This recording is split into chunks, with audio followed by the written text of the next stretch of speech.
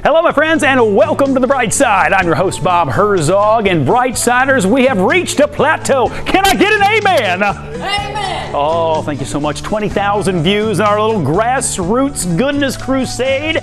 And for that, I do thank you. Remember to keep spreading that positivity. Don't keep the antidote to yourself. When everything online gets to be too much, share The Bright Side with your friends. Tell them to take a little drink of this. Man, I am preaching today, feeling good, feeling great. So let's take a look on the bright side.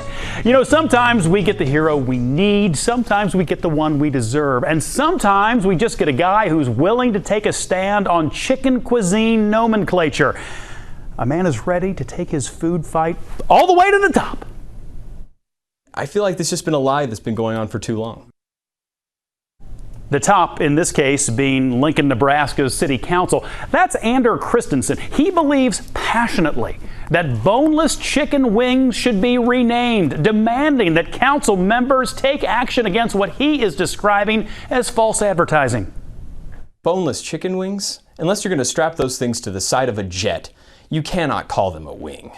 They're a chicken tender with sauce, saucy nugs at best. I knew whatever he was going to say was going to be interesting, to say the least.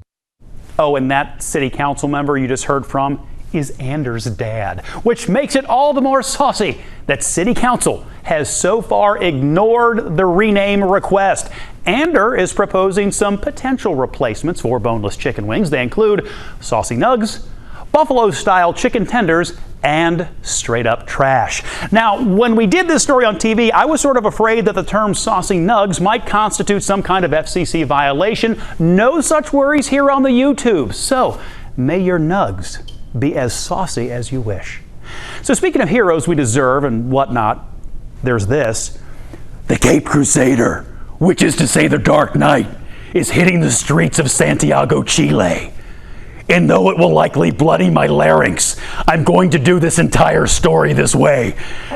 6 days a week, this Batman impersonator roams the streets of the Chilean capital, bringing food and a little joy to people living on the streets.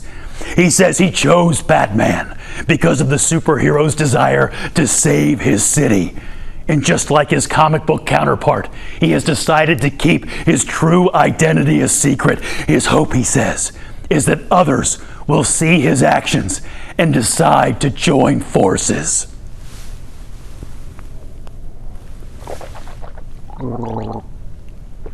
Oh, that was a poor presentational choice. Anyway, where does one go after a Batman story? Clearly, something involving the penguin would be appropriate, or at least about a penguin. If I'm being honest, the only reason I stacked the stories this way was so I could make that Batman to penguin transition. A little look behind the curtain for you there. Anyway, an endangered penguin in Australia is passing the time like many of us binge watching shows, but what he's watching may just surprise you. Pierre there is the only rockhopper penguin at the Perth Zoo. So employees let him watch shows about penguins on an iPad so he doesn't get lonely. His favorite is an animated show about a family of penguins called Pingu, along with live streams from other zoos. The zoo says Pierre washed ashore in southern Australia and they're working to find a new place for him to recover. Let's keep things in the bird family now.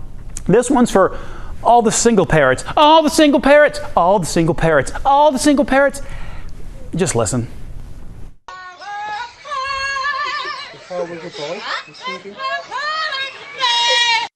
Yep, what you just heard was a parrot singing Beyonce's 2008 hit, If I Were a Boy. Workers at the Lincolnshire Wildlife Park in England were shocked when they first heard Chico the parrot sing the tune. And the park says Chico has more tunes under his birdie belt, and they plan to release more videos, and we will be watching. I am crazy in love with that parrot. But as you know, I like animal videos in general, and for last week's Brightside Shoutout request, I asked for anything that you think is awesome, and I got lots of stuff. But one upload in particular paired well, I thought, with our Beyonce singing parrot, and that would be this goat playing with a ball. His name's Squirt. Squirt's 5 weeks old, never played with a ball before.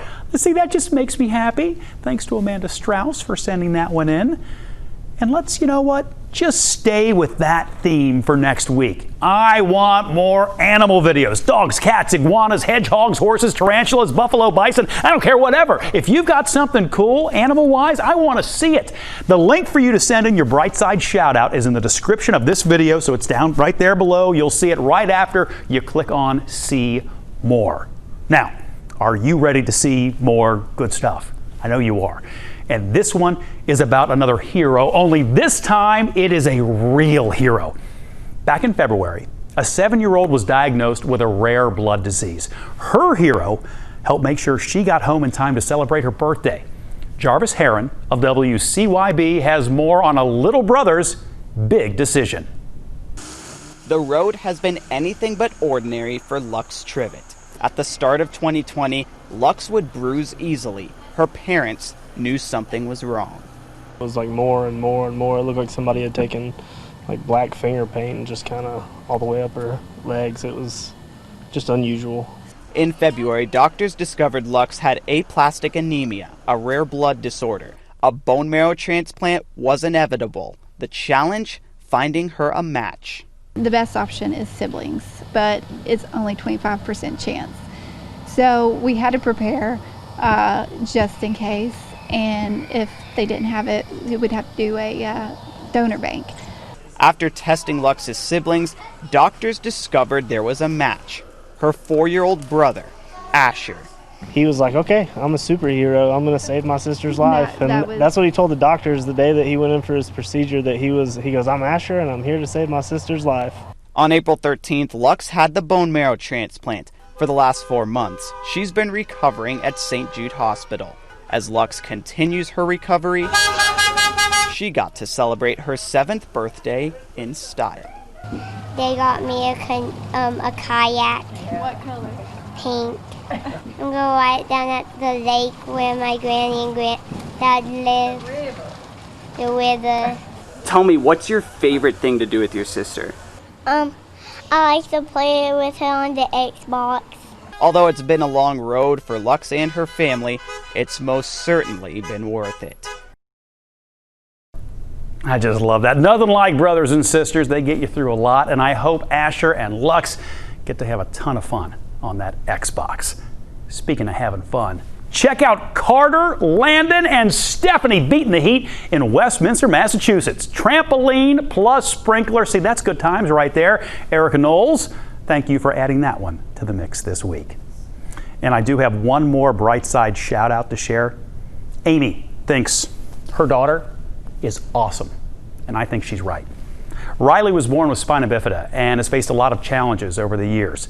She's had several hospital stays and some developmental delays, but Amy says Riley is fierce and crosses over one hurdle after another. Now at the age of 8, Riley is in her 3rd year of taking adaptive dance classes. And how about this? She just learned her very first routine. And though we can't hear the music here, I don't think there's any question. She nailed it. Amy, thank you for sharing Riley's story. You know, you don't always have to be able to hear the music to get the idea of it, the feel of it. A young inventor from right here in Cincinnati knows a thing or two about that. And this high school student's bright idea is gaining national attention. My buddy Brad Underwood has the story.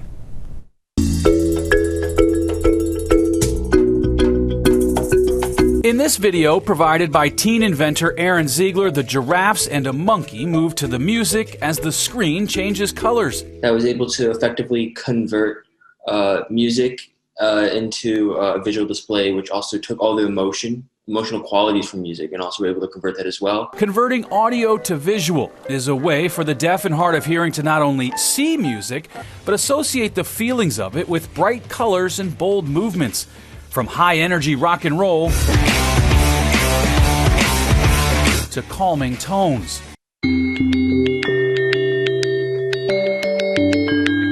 Music can help impact people and something more than just an entertainment value. After working with children with disabilities at a music camp and seeing its effect, Ziegler, a senior at Seven Hills High School, knew he could do something to help other people too. I really wanted to be able to give this power of music that I saw at this camp that I was doing to people who had almost had no like ability to really experience it. The music visualizer software recently won the Technology Award from the Ohio Invention Convention, an organization that supports invention education across the state. He became more aware of problems that existed within the population and the group that he was working with. And so that really inspired him to think about solving problems to help other people. So he's a great example of that.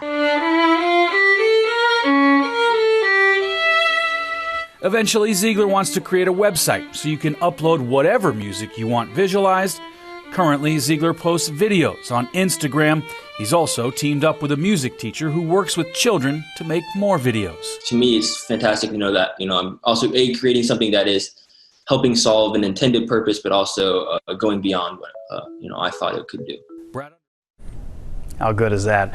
Right now, Aaron is competing nationally with his invention, chromatic music. Just so cool. I love inventions. I love innovations, which is why I want to love this. A Japanese company successfully tested its design for a flying car. The pilot took off, circled a test field for about 4 minutes before landing. This deal's called the SD-03. The car has 8 motors for safety, takes up the space of about 2 parked cars.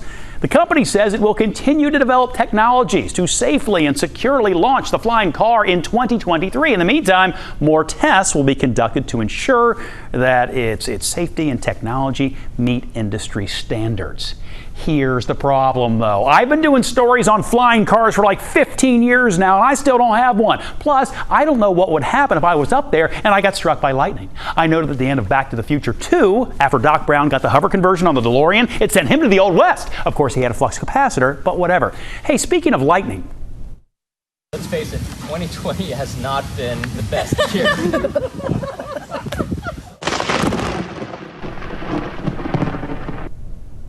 Dude, do not call down the thunder on 2020 because 2020 will deliver. Aaron and Denise Sawitsky had already postponed their wedding, but they didn't let that ominously timed lightning get the best of them. They finished the ceremony, excited to start their life as a married couple. And well, then this happened. It poured. It absolutely poured. It started pouring. My dress got soaking wet. I take it as a good sign that we didn't get electrocuted. That's always a good sign. And it's not all bad news for the Massachusetts couple. Once the storm passed, they were given a nice rainbow backdrop for the perfect wedding photos. Now, I don't know what that young couple's plans are in terms of raising a family or anything. However, this next story can serve as a good lesson about just how quickly things can change. See, a Pennsylvania husband and wife have their hands full now with a set of quadruplets, but they already kind of had a full house. Irene Snyder has this one. Maxine Young always knew that she wanted to adopt, but she never expected that her life would turn out quite like this. It was chaos. In July of 2017, she and her husband Jake got a call to foster 4 siblings as part of an emergency placement. So essentially, we had to pick them up within a few hours. And also the preparation. We didn't have 9 months to prepare. Then just a couple months later, Maxine found out that she was pregnant. We went from 0 to 5 within less than a year. So they took things day by day, never expecting to add any more children to the mix. But mere weeks after finalizing the adoption in December of 2019, Maxine and Jake were in for the surprise of a lifetime. Maxine was pregnant with quadruplets. So I didn't even think that I could get pregnant without doing IVF or IUI, which we had to do with our son. I remember texting him and was like, oh my God. While they were excited, Maxine says at the same time, they were very worried. The doctors are worried about you, worried about the babies, and we were worried too, and not only just about me or the babies, but we were worried about our other kids too, adding 4 more babies to a family with 5 children already. So ahead of the birth, the couple packed up their kids and headed out to Phoenix, Arizona, where they met with a specialist who deals with multiple births. It was there that Maxine had the quadruplets at 32 weeks. And just this weekend, they flew back on private medical planes to Berks County. The babies, for now, are in the NICU at Reading Hospital. It's been crazy, but I don't think it's hit us just yet. While they prepare to welcome the quadruplets home and begin life as a family of 11, Maxine and Jake say they're both nervous and excited for the adventure to come. Luckily, they're all doing really well, and we're really grateful. Just an absolutely awesome family, an awesome couple. It's incredible what you can get through when you've got that kind of love around you, and Jim McCain knows a little bit about that. After fighting off a coronavirus infection, the Nevada man got a proper hospital send-off recently. See, Jim spent 42 days in near isolation at the hospital. See, Jim loves classic cars, so his family arranged for dozens of car owners to greet him outside the Northern Nevada Medical Center. When asked about the surprise, this is what Jim had to say. Overwhelmed. Okay, what's the next stop for you? In and out. I haven't had a hamburger in 6 weeks. Gotta get that hamburger, Jim. Jim also said he was treated like gold at the hospital. His wife of almost 57 years says this was the longest 42 days of her life. We got time for one more to inspire. You know, parents across the country are taking over the role of teachers again as many schools start the year online. But a Nebraska dad is earning the title of handyman too. James Wilcox shows us how he's filling a need not only for his own kids, but others in his community. This is how Marcus Hawley has been spending a lot of his time lately. It all started when this dad realized learning from home meant he'd have to learn something too. I went to YouTube and I said, how do you make a desk? Within minutes, he was hard at work, and once his kids had desks, he went on to work for others. A lot of people was like, can I get one? Knowing the struggles many families are going through, the father of 3 says it was tough to turn people down. When I ran into that, I was at a crossroads. Either I stop or I keep going. So I said, and I slept on it, then I said, I'm going to keep going. Barely charging enough to cover supplies, but something happened that changed everything. I had an anonymous donor give me $1,000. So now he can keep building without charging a dime. I'm running on fumes. I am. Desk after desk, he's donating his time and a desk to a child in need. I got a real soft spot for kids. Motivated by the memory of a child he'll never send to school. I lost a son in 2008. He was 3 years old. So all of this is kind of in honor of him. And for his other kids, it's a way of teaching by example. Do good. Help people. I feel like you ain't lived until you help somebody. Do good. Help people. What a great lesson for all of us. Thank you for looking on the bright side. Remember, if you're scrolling by things online that are bringing you down, share a little bit of this. Share a little bit of something good with your friends, and maybe they'll do the very same thing. We'll see you next time when we look on the bright side.